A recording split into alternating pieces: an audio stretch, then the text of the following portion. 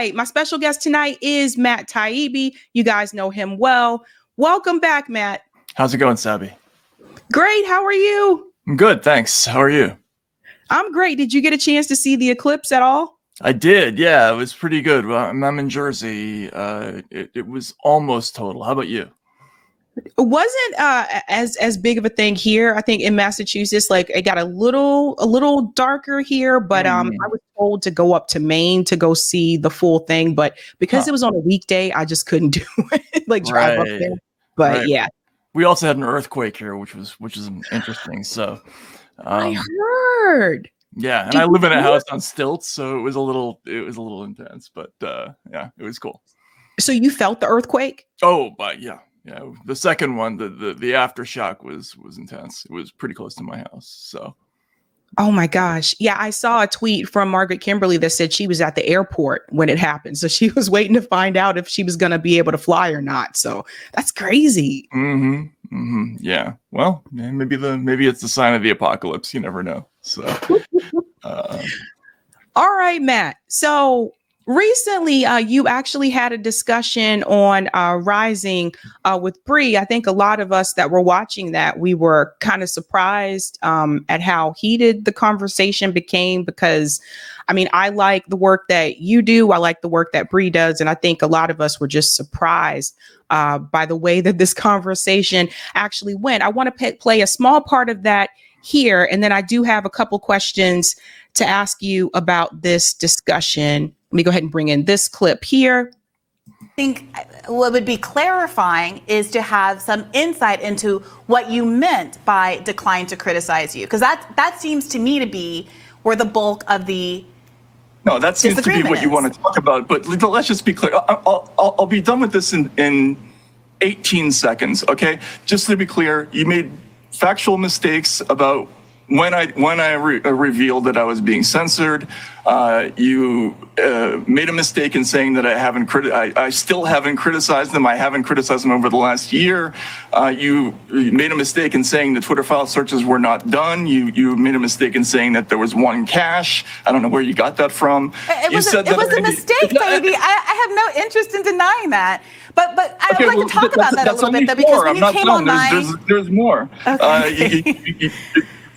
Look, well, go ahead. We had you on because we wanted to make sure we get to all of this. I would have been happy with a correction, but since you're not going to do that, okay. The other two were, you were saying that essentially that I had done searches only for one side and not the other. Well, Matt, let's talk about that.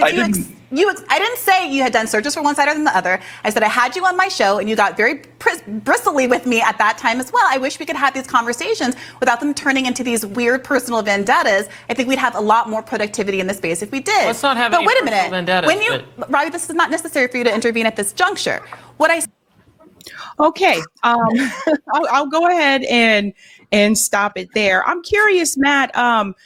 What were you expecting from this conversation? Like, what were your expectations going into this discussion?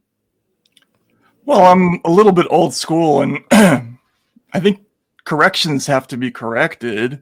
There was a lot made in the initial podcast segment. The initial segment on Rising between Brianna and Robbie about how I had waited for a full year to tell the world that I had been censored, and she went on and on about that. And that just simply wasn't true. And I knew it wasn't true because she had cited the article that I wrote the day that it happened.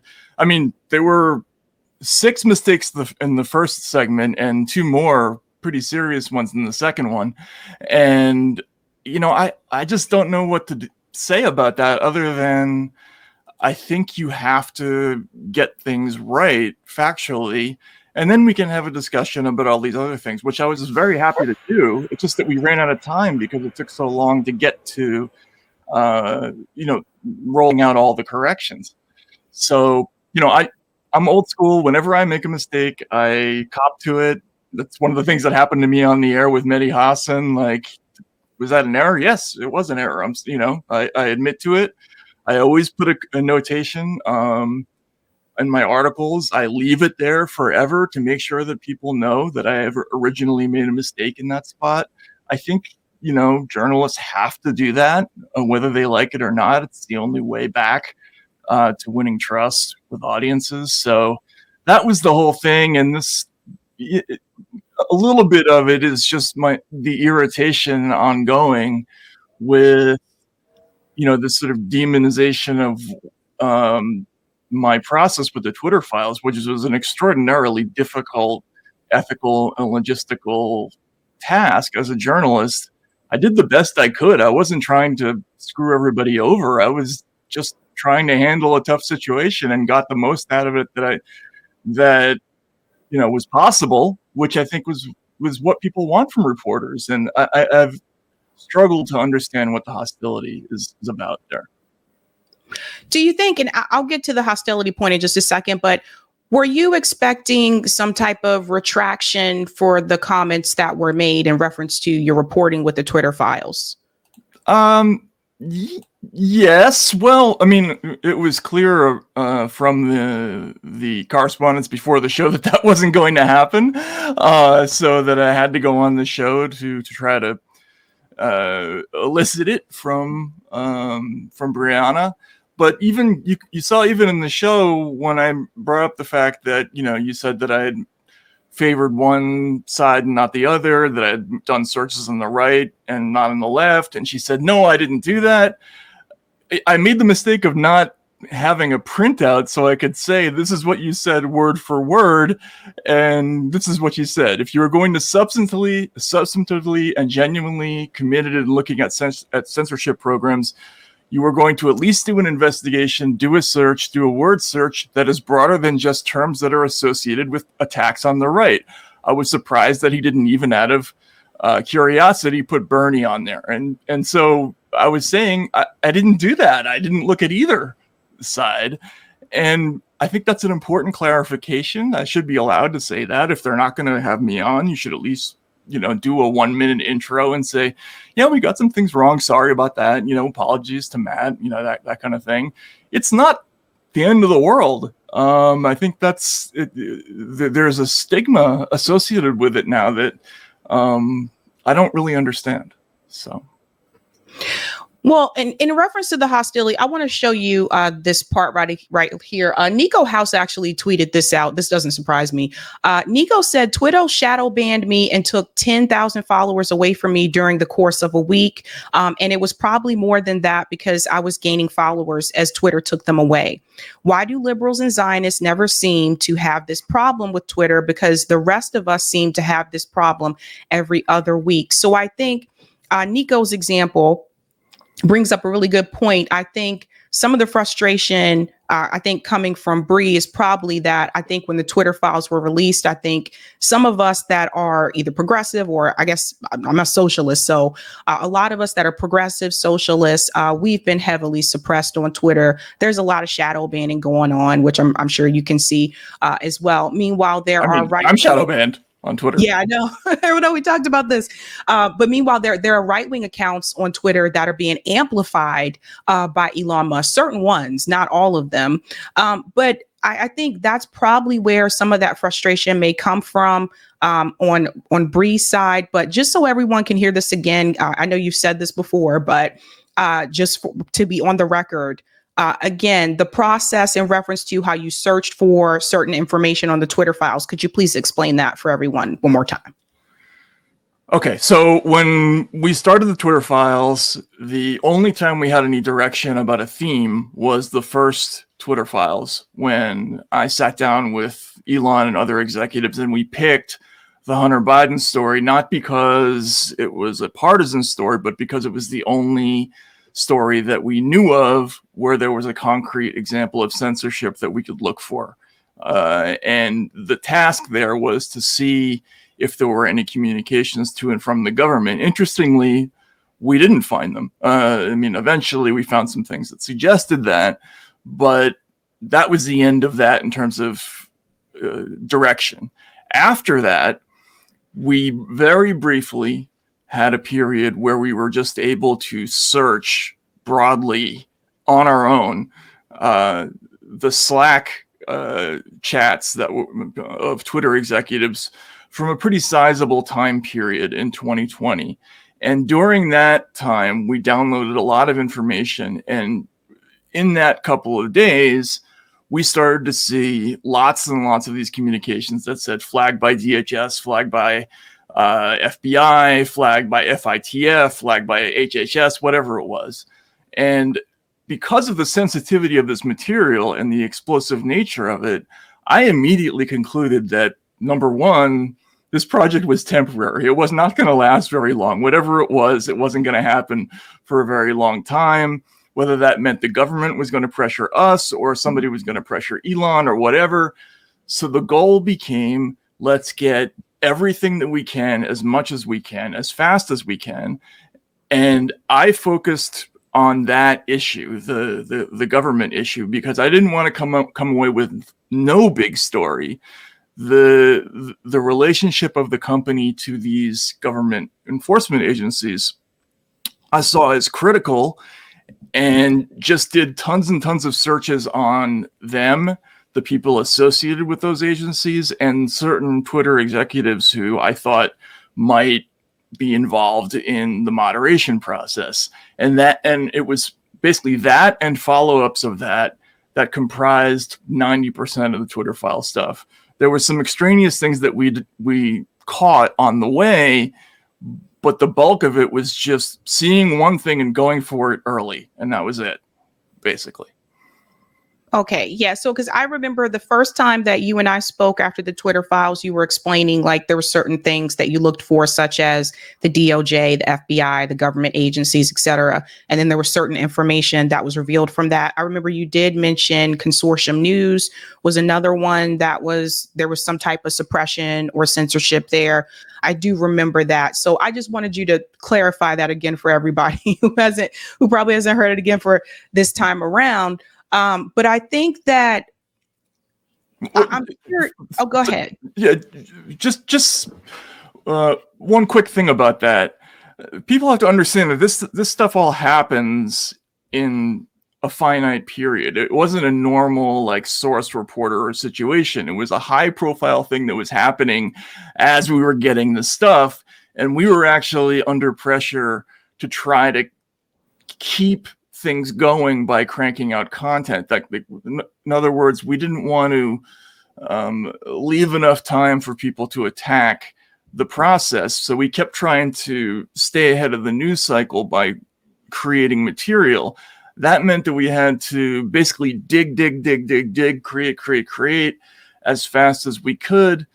And, when you have to make a couple of command decisions at the beginning of those things, it didn't allow for a lot of, let's investigate this or that. It just wasn't possible time-wise.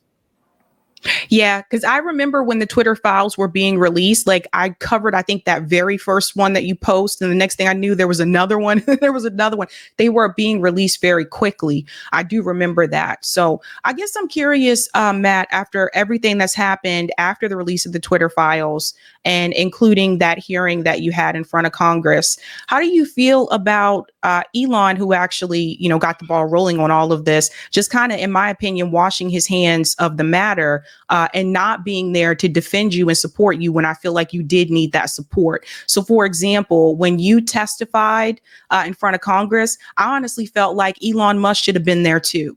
And I don't know who made this decision, who decided, who was going to come forward. But it does seem like, to me, it seemed pretty, pardon my language, it seemed pretty shitty of him to just kind of walk away and not back and support the journalists that he basically hired to do this job. Yes, but here's another nuance of this whole thing, which is that the relationship between sources and journalists is politically neutral. Like, however I feel about sources, sometimes you like them, sometimes you think they're inspiring, sometimes they come forward for reasons that are noble, sometimes they come forward for reasons that are horrible, right? But none of those things really impact what you're doing. The issue always between you and a source is, do you trust them? And is the stuff accurate, right? And with Elon, it was unusual because we didn't actually have to evaluate his trustworthiness that much. Like there was a possibility that we were being, there was like a forced deck situation going on where we were getting certain material and not others. But we didn't think that was happening, or if it was happening, we took precautions to limit the damage of that. Yes, at the beginning, I had hopes that he actually was a free speech champion. And there were things about his personality at first that I thought were appealing. Among other things, I think he bought the company sort of as a joke, which I thought was funny. But there were other things that were a little troubling, right? And then as soon as he started, banning other journalists and everything, we had to come to terms with the fact that that was an issue. However, it wasn't an issue with the Twitter file story because we weren't talking about Elon Musk. If we had come out and said, Twitter is a brand new ball game, this is a free speech paradise, and here's what it used to be like, which is horrible, even though he implied that in his own reports, we didn't, and we didn't have to. So yes, it was disappointing. And the way things turned out with me and him was certainly disappointing. I mean, that was really depressing. But as far as I'm concerned, these things happen with sources. Like, and the thing that I had to really worry about is this stuff true, and were they giving me something that was going to make me look bad because it was fake? That was okay. Like, that part of it turned out to be fine, and as a result, I'm happy with the story overall. It just, there were some other little things that are a drag, but they're just personal drags for me. Matt, some people feel like after the Twitter files, some people have said that you are now on the right, that you're now right wing. I want to hear from you about, where you feel you stand politically. And one of the things I have reminded people is that you are a journalist, and it's really not your job to present one side of a political spectrum. I think some people have difficulty understanding that. I think where people may get that impression from you is because, you were part of the Bernie, coalition. And so they were like, okay, Matt Taibbi describes himself as an old school liberal, but he was a part of that Bernie coalition. And so I think they expected you to only call out things that were bad, that were happening on the right. And I think what happened with the Twitter files, some people saw that and they're like, oh no, Matt Taibbi's covering for conservatives now. He's now a part of them. Where do you feel you stand politically today? Well, I've always been kind of coy about what my actual politics are. I actually don't even really, I'm not terribly interested in politics. I went into journalism because it was the family business, and I really liked writing and I liked the process of it.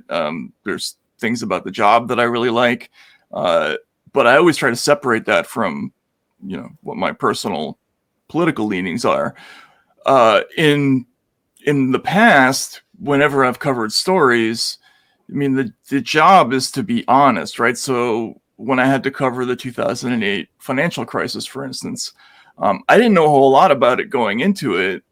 But then when I did, I discovered that, well, there was a lot of culpability on the side of the Democratic Party with what happened. And the bailouts were really, really unfortunate from the standpoint of the new administration of Barack Obama, who I really liked at the time. There was a very crooked deal involving Obama and Citigroup. He put a buddy of his from Citigroup in charge of his economic transition while the bailout was being negotiated. And look, that's just part of the job. You have to put that stuff in there because, that's what happened. Same thing when I wrote a book about Eric Garner. There's obviously a lot of stuff about Republicans on Staten Island who I think contrived to fix the case for the police officer involved. But there was also negative stuff about Democrats in general and about community policing and broken windows policing, and this sort of paternalistic social programming that really, really stressed him out at the end of his life. There were inspections that he had to go through. And the big one was that, he had gone to prison during a mass incarceration boom that was started by Mario Cuomo, who, and it's just stuff like this you have to do, right, as a journalist.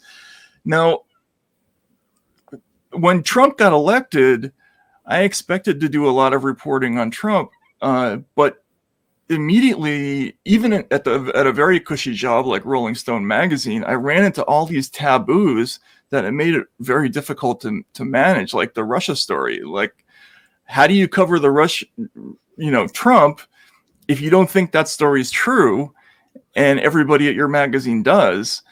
And over the years, I think that problem has gotten worse. Like, for instance, there's a huge class element to how people cover Trump. There's a constant mixing of, going after Trump and confusing that with the legitimate rage of people who support him because they've been screwed over 50 different times, because they've been sent to pointless wars, because they've been ripped off in financial schemes. I mean, I met these people on the campaign trail. I don't agree with their political decision, but you have to understand why they voted for the guy, right? And now there's just this requirement that you stand up and salute this one approach to covering politics, which is Trump bad, this side good, and I just can't get along with it. And I have one of those personalities that hates to be told what to do, so I do go the other way.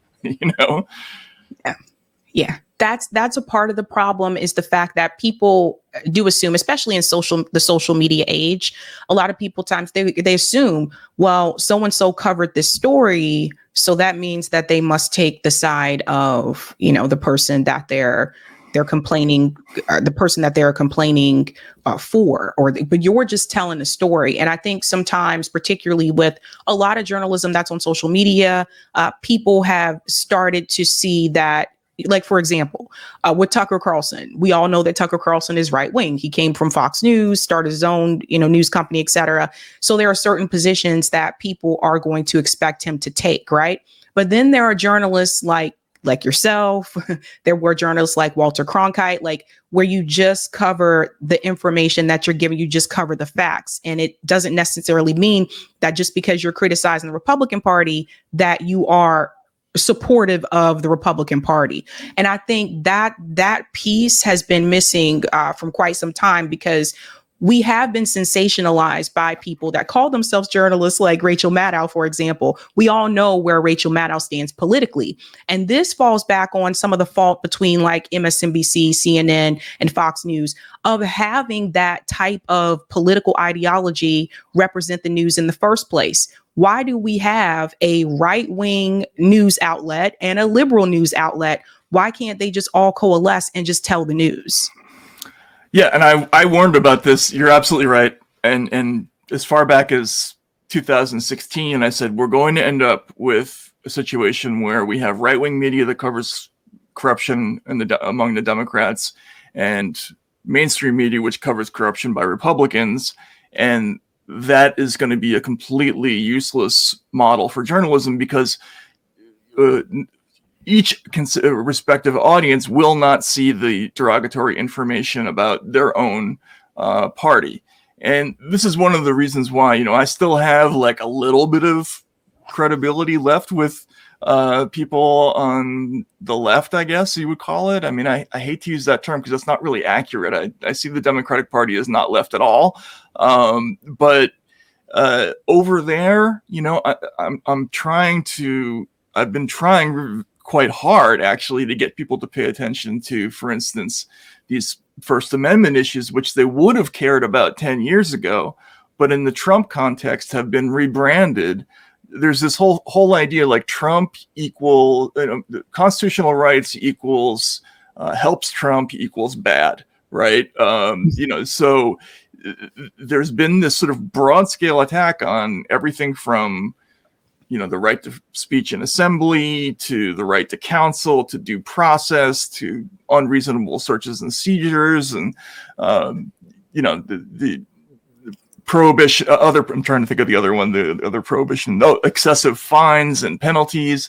I think about things like the 65 Project, where they're going after every lawyer who represented Trump after the 2020 election. Like, they're finding ethics complaints and filing them against every single one of them, which to me violates things that I learned as like a liberal growing up. Like, you don't pick the person before you find the crime, right? Or you don't try to discourage people generally from having lawyers. Like, there's all kinds of other ideas in there that make me nervous and should make all liberals nervous.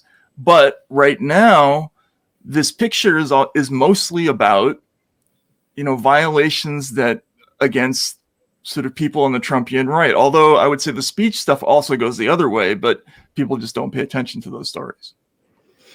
Yeah, that's a good point. I want to pivot into Gaza. As you know, the war in Gaza has been going on since October. I've talked about it a lot on this show. I'm sure you know Katie Halper has been covering this probably just about every live stream. She's really good on this issue. Same thing with the gray zone. I want to get your opinion about the war in Gaza. How do you feel about what's happening there? There was just a statement from the Pentagon released that they do not consider to be what's happening in Gaza genocide. I strongly disagree. But how do you feel about that? And where do you stand on this particular issue? I'm probably generally in agreement with you.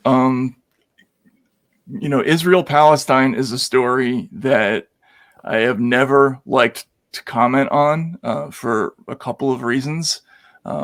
I had some bad experiences trying to cover a couple of protests once upon a time that left a bad taste in my mouth.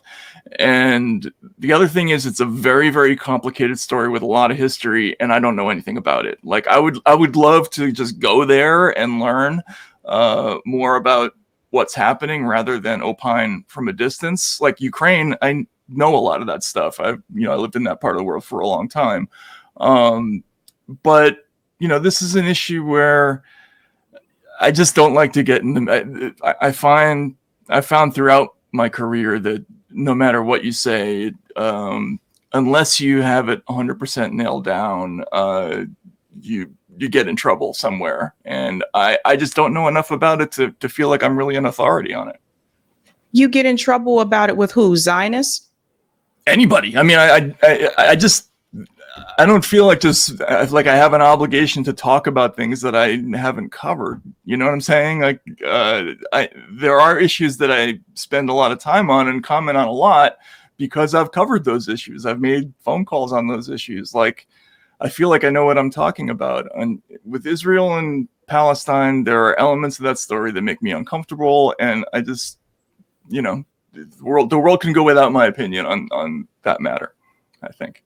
I think I disagree with that, Matt. I think genocide is a serious issue. I'll tell you, Glenn Greenwald told me one time, he said, no one is an expert at everything. Like he had warned me about this.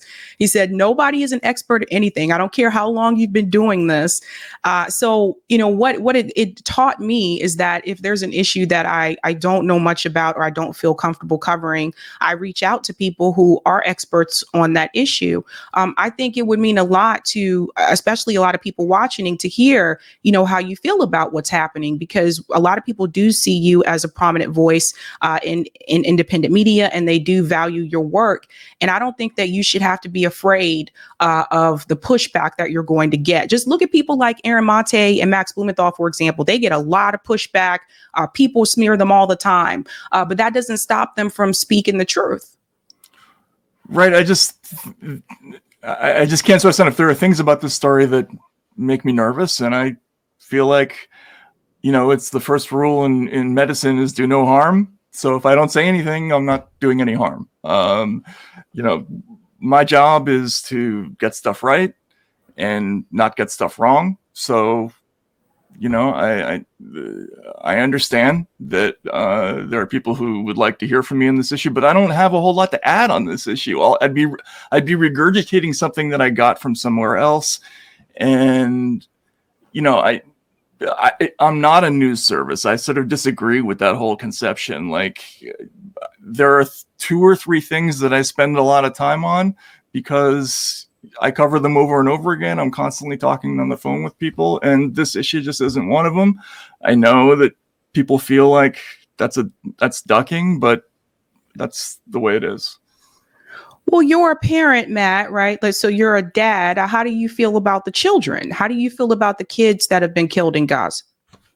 I mean, not good, but again, I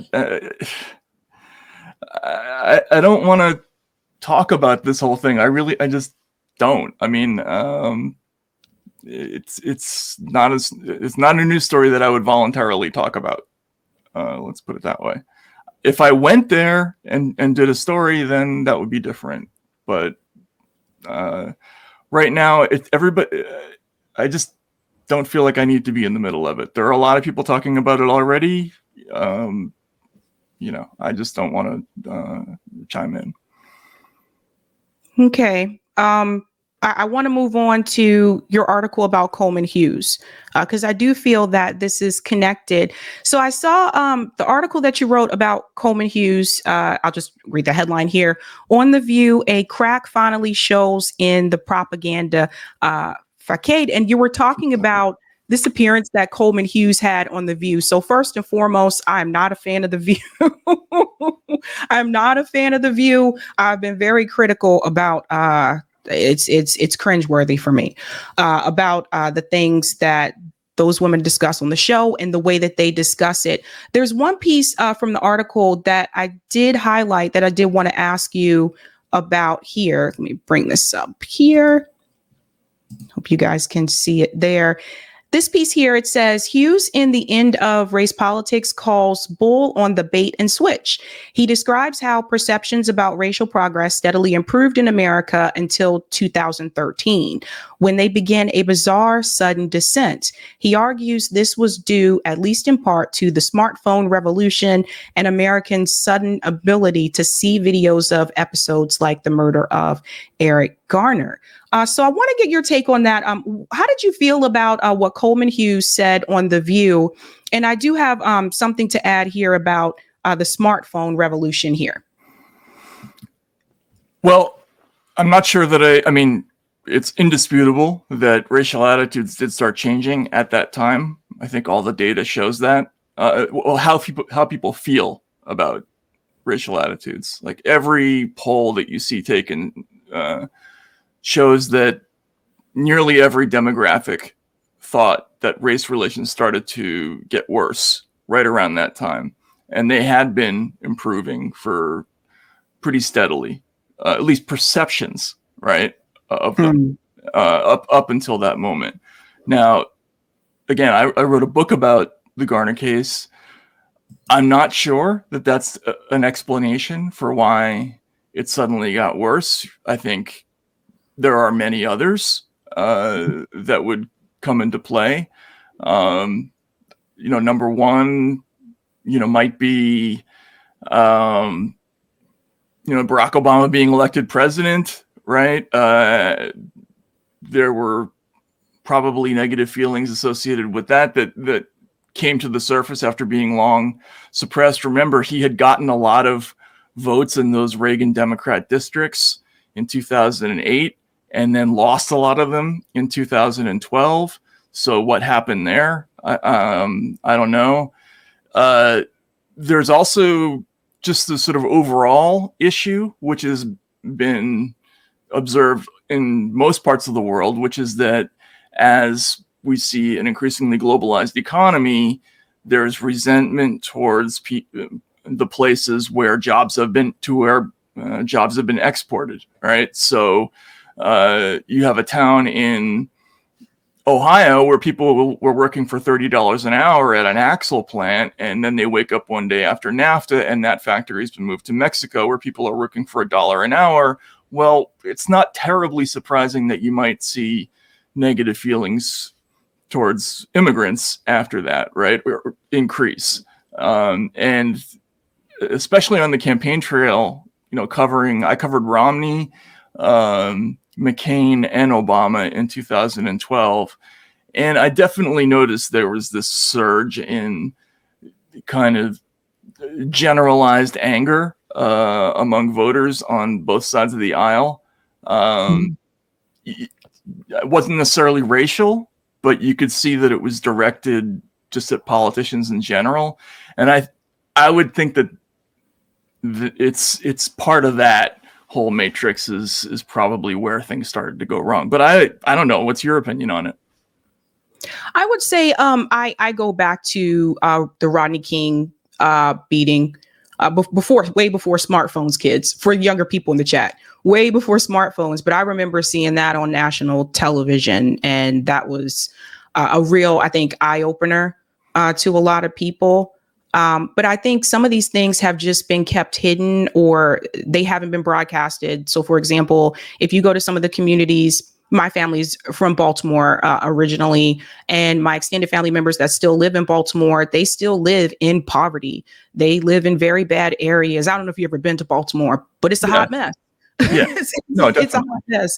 And, they've constantly dealt with these things, but there wasn't an outlet before social media. News reporters would come to the neighborhood and they'd only report like a short snippet. They would take like quotes from people in the neighborhood about certain things that happened, but then late at night on the news, they would decide not to show those clips. You know how it works. But sure. Yeah. And then after Katrina, there was the same thing. Like, Exactly. Like Katrina was a big eye opener for some people, how the government just didn't care. We see the same thing with Lahaina in Hawaii, how long it took for the government to respond, but they can respond quickly with giving aid to Ukraine, for example. So we've seen it in a number of different areas. But I think for me, the reason why I wanted to have this conversation with you is because I wasn't sure if you were familiar with who Coleman Hughes actually was. I mean, apart from being a writer and, he went to Montclair Public School. Why? What's the issue? Yeah. So oftentimes what will happen is that there are outlets and there are organizations that they will use people like Coleman Hughes. So they will use a black face to push forth with their agenda. So the first time I heard about Coleman Hughes is when he said, not to talk about identity politics. And I think if you're saying that all across the board for all groups, then people can look at that and say, okay, this person is being consistent. But there were things about Coleman Hughes that I noticed along the way. And it was actually this Z Squirrel account that actually reported and revealed a lot of this information. When the New York Times mass assault hoax came out, Zionist propagandists like Coleman Hughes jumped on the claim of visual evidence of genital mutilation, including inserting nails, etc. Now, what they went on to say here is that the UN report confirmed it was a fabrication, but yet here was Coleman Hughes. He was actually going after Aaron Mate, and he basically said, I'm eager to see how this assault denial brigade will explain nails, etc. Not going to get into all that. Aaron was saying, dear member of the Genocide Apologia Brigade, let's assume that this is not yet another Israeli government lie, unlike beheaded babies, baby in the oven, etc.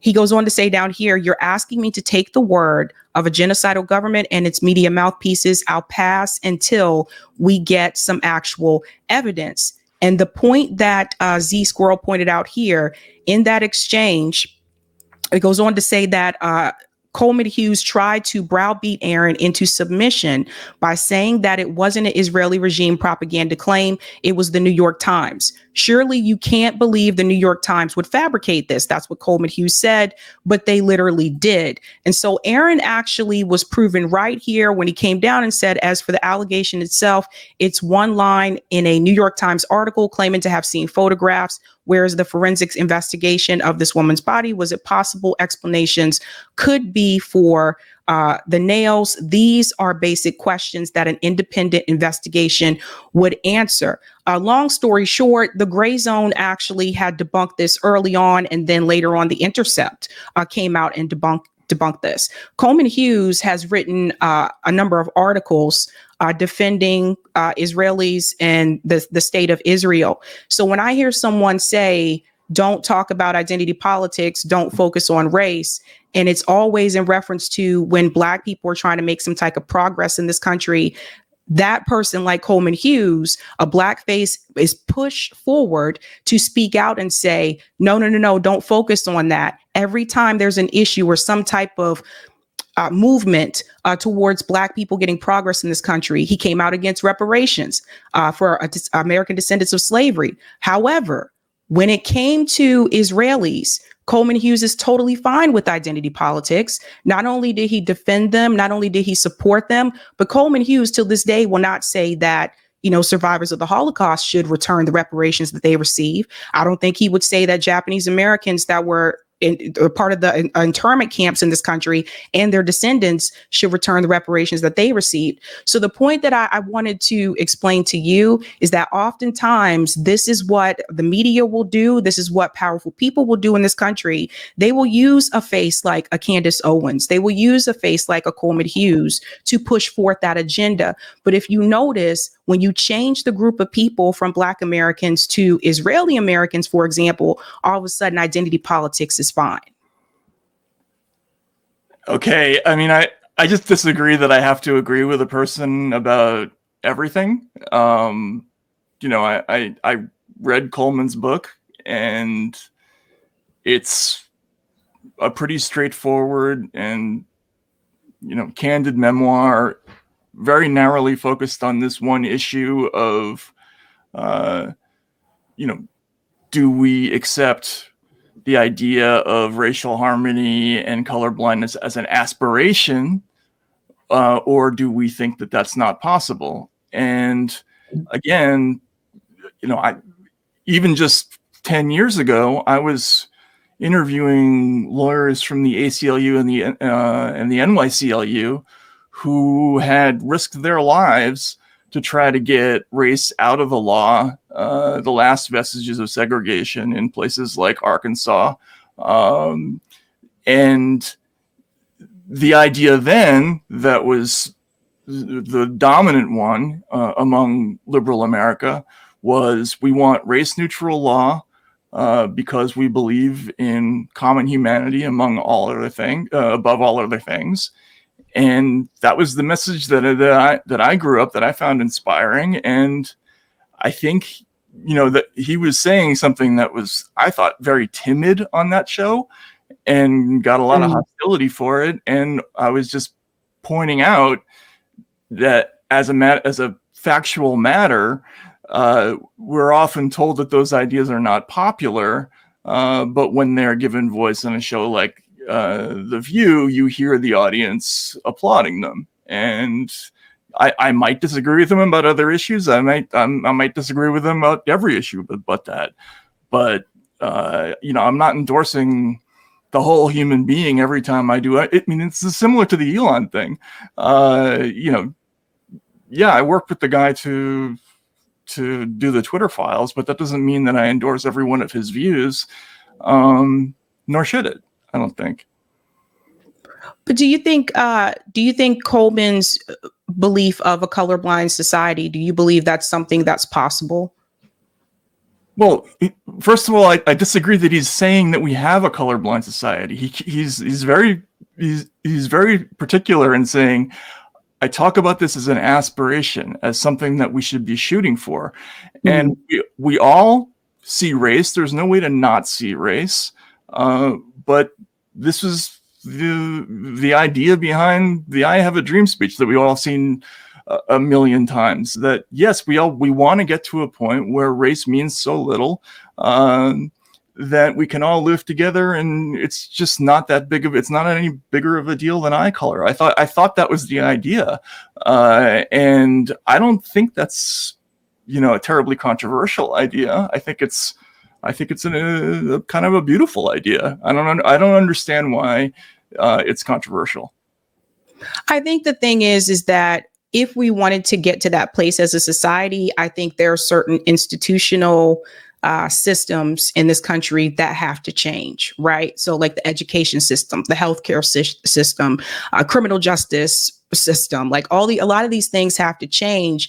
But the problem is, when a lot of us that are activists, when we come forward about like these systems are flawed and here's why, and we need to change these systems, it is people like Coleman that will push back against the change.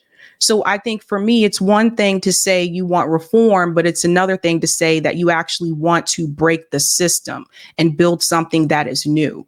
And so that's just where I'm coming from it. Like, I'm like, if you want to envision a colorblind society, I think there are some wrongs that need to be corrected in this country. I think there are people in this country that need some type of repair. And I also think that the systems that are in place in this country have to change, especially the criminal justice system, because as long as those things remain the same, then how are we going to move forward to that type of society? That's just my take. Well, no, I agree with that. I mean, again, I wrote 2 books about the criminal justice system. So just to take an example, in New York, I believe it was in 2008, 70% of the drug crimes were committed by white people. But, you know, the percentage of people who were, the percentage of arrests was askew almost exactly in the opposite direction. The difference being that they weren't doing stop and frisk on Wall Street. They weren't opening people's briefcases and pulling out their little Coke baggies, which everybody knew that they had, right?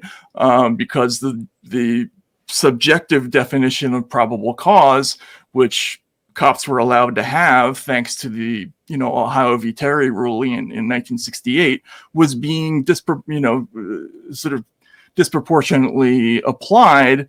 And that absolutely is an injustice. Same thing with sentencing, same thing with bail. You could go right down the line. All those things do need to be changed. On the other hand, I did a story last year in Loudoun County, Virginia, where there was this huge controversy over the gifted admissions programs in this very wealthy, the wealthiest county in America, where the problem was it was being dominated by South Asian immigrant families. Something like 70% of the people who were getting into those programs were Indian or Chinese. And they changed the program to essentially force the percentages to fit the demographics. And, that was deeply unpopular in that region. And it was a huge contributing factor to Terry McAuliffe losing the election.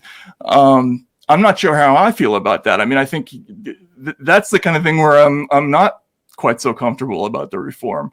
And people can have differences about that, but I still think the idea that ultimately the goal is we want to get to a place where it's all fair and none of this matters.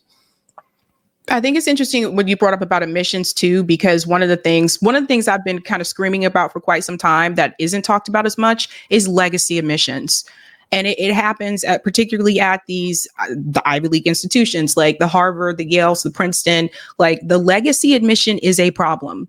And I wish people were screaming to the rooftops about that as well, because it's really not fair that just because your parent, Bill Ackman, for example, right? So Bill Ackman wanted to complain about Claudine Gay for plagiarism, et cetera. Then come to find out that his wife also was now being accused of plagiarism from MIT. So very similar things here. But at the same time, it's like, just because your dad is who he is, or just because your mom is who they are, that you automatically are admitted. And that's not fair. And I've disagreed with that for quite some time, because you can be a subpar student. And I've seen this having worked in universities for years. You can be a subpar student. And because your parent is a legacy, you can still get in.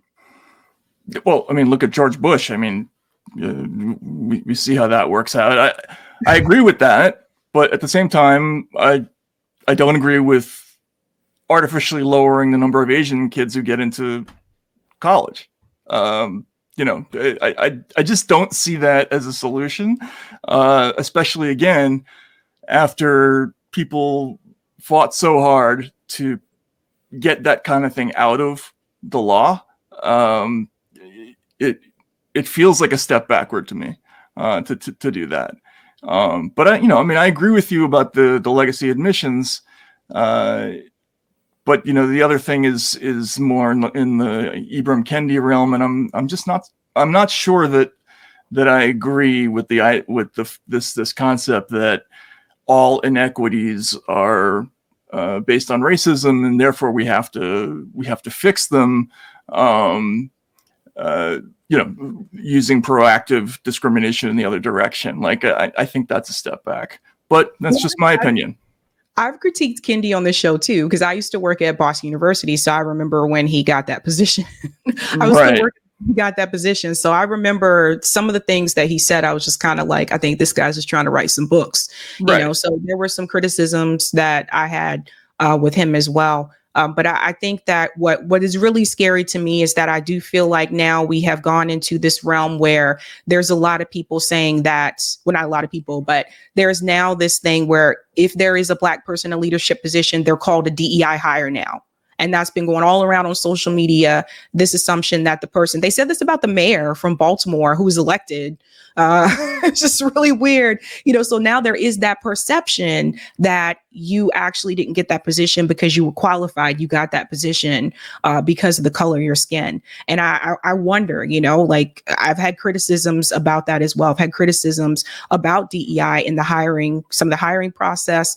And I've had criticisms about Kendi because of the way that he went about going some things. I think it just kind of gives the perception that like, well, no, this needs to be done just because. And now I see where people are getting attacked, like people are being criticized because now this is being said about random people I've never heard of before. All of a sudden they're on social media and this person's like, that person's a DEI hire. I'm like, did anybody look at their background look at their resume to see if they were qualified for that position? No, it's just like, because you see a Black person, you just assume. Well, right. Yeah. And that's unfortunate and wrong. And it's something that it's the kind of thing you see there's all different kinds of racism. There's the kind that expresses itself as anger. Oh, I'm paying taxes that go for social services. Never mind that I'm sitting on a Medicare-funded scooter as I complain to you. This is a common thing that I ran into on the campaign trail. But those other people are lazy and parasitical and don't deserve. There's deserving people and undeserving people. That's one form of it, and it's horrible. And this whole idea of everybody who gets a good job is a DEI hire is another part of it. But there's an element of that which is, would that be true if there wasn't so much DEI? Like it's hard to parse some of these things, right? Like and I'm no expert on it by any means, but there are a few difficult questions in there. I just think the one thing that for me isn't difficult is the idea that we should be aspiring to get along and to have a colorblind society.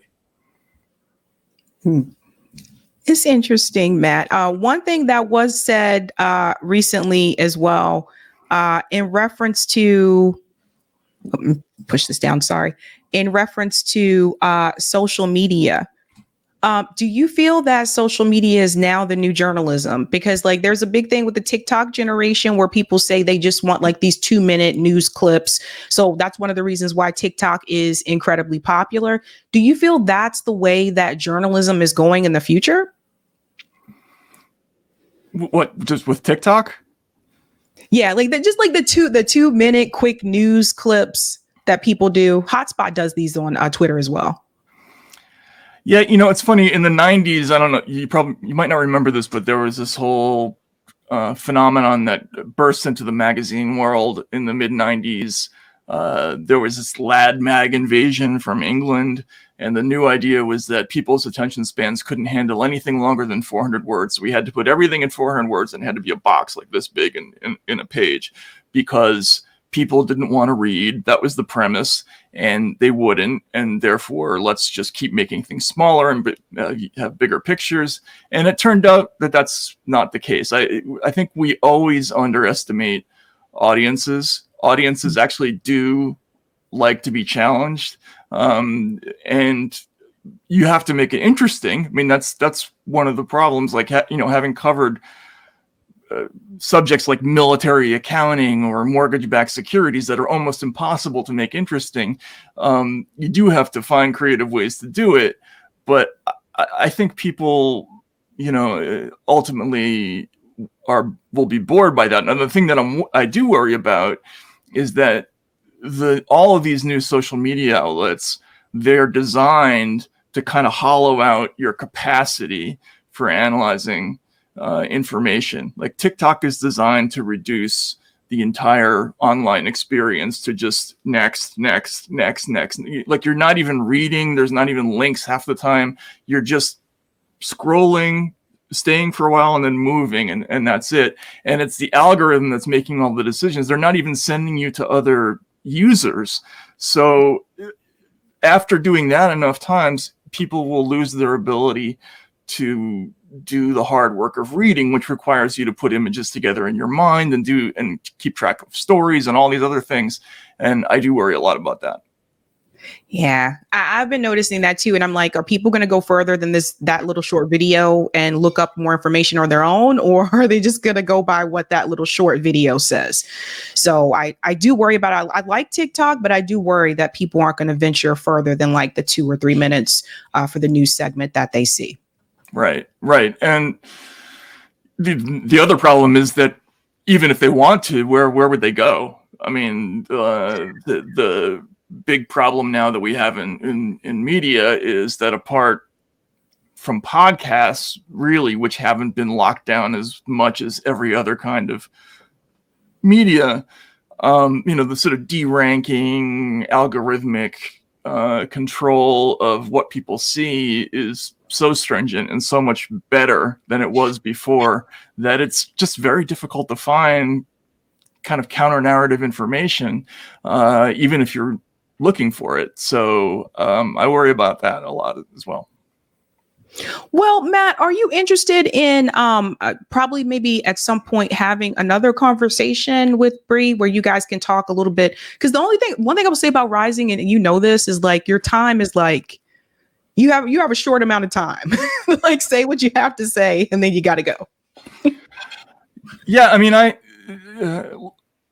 reached out to Rising, but again, I'm pretty old school about this. Like, if you make a factual mistake, you gotta correct it. And if they're not going to do that, if I go on again, then I'm just owning, endorsing the error. So I'm not sure about that. What if it were bad faith instead? But again, she's been really frosty about even answering the basic query, and I don't know. Maybe I'm just getting old, but it's pretty serious to make a mistake and not correct it. I mean, I don't understand that at all. As a journalist, I don't understand why you would do that. And maybe you can help me out with that. Like, why would you just not fix it if you made a mistake? I don't know, Matt. I don't know. You're asking me, right? I don't know. I like the work that both of you have done, and I just hope there's a way to move forward. Yeah, I mean, she won't even talk about it. So, I mean, if you can broker that, I'd be happy to. But yeah, I think that's gone about as far as it can go. It's too bad. I really like the show, and I like the premise of the show. But this is an issue that I feel kind of strongly about, and I think it's one of the reasons why a lot of different news outlets are losing audience, is because there's this phobia about correcting mistakes, and and frankly, it was about me, so maybe I'm taking it a little bit personally too, but I should. So yeah, that I never saw you that upset.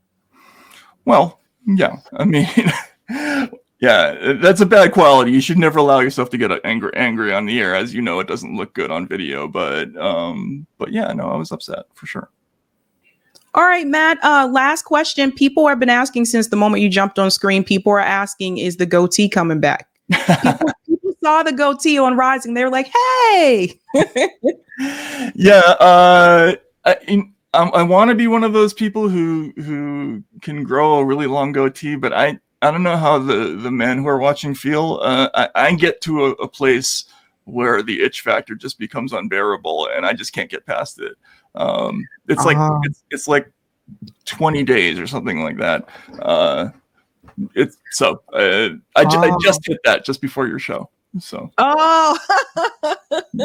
yeah, I don't have to worry about us. I don't have to worry about that. Us ladies don't have to worry. You're lucky. All right, Matt, anything else you got coming up or story wise? No. I mean, I've got some things coming out in a couple of weeks, but I'll ping you when those are about to come out. So but thanks very much for having me on. I appreciate it. Cool. Thanks so much. Bye. All right. Take care now.